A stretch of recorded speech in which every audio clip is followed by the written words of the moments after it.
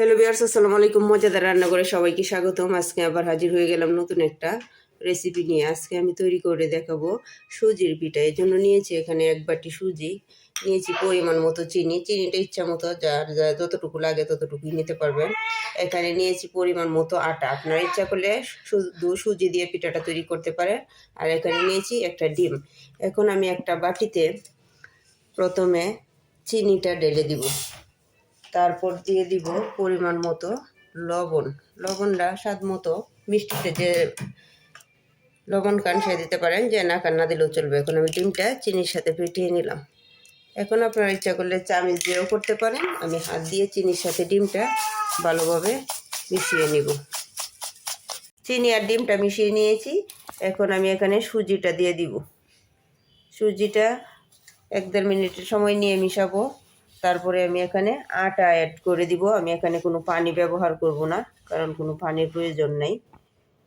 চিনির আর ডিমের যে এটা হয়েছে পানিটা, এটা দিয়ে মিশে যাবে, কারণ পানির কোনো প্রয়োজন নেই। ডোটা আমি একটু শক্ত শক্ত করব, বেশি নরম করব না, এই জন্য পানির দরকার নেই।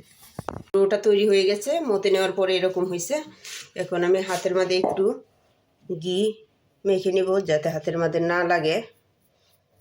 এখন একটু একটু করে, এরকম অল্প একটু করে এভাবে শেপ দিয়ে দিব।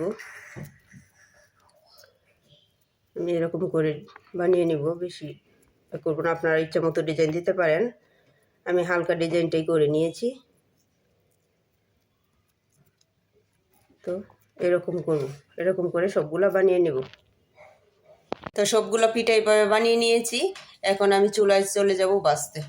চুলায় আগে থেকে কড়াইয়ে তেল বসিয়ে রেখেছিলাম, তেলটা গরম হয়ে গেছে। এখন আমি একে একে সবগুলো পিঠা দিয়ে দিব। এভাবে সবগুলো পিঠা আমি দিয়ে দিব। চুলাটা আমি লো আঁচে ভেজে নেব, বেশিক্ষণ চুলাটা বেশি বাড়িয়ে দিব না, বেশি বাড়িয়ে দিলে পিঠাগুলো পুড়ে যাবে।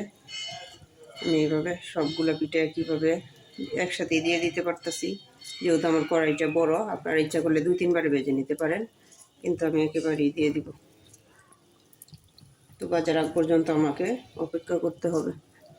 তো রেডি হয়ে গেল আমার সুজির পিঠা। ভালো লাগলে আমার চ্যানেলটা সাবস্ক্রাইব করে পাশে থাকবেন। তো আল্লাহ হাফেজ।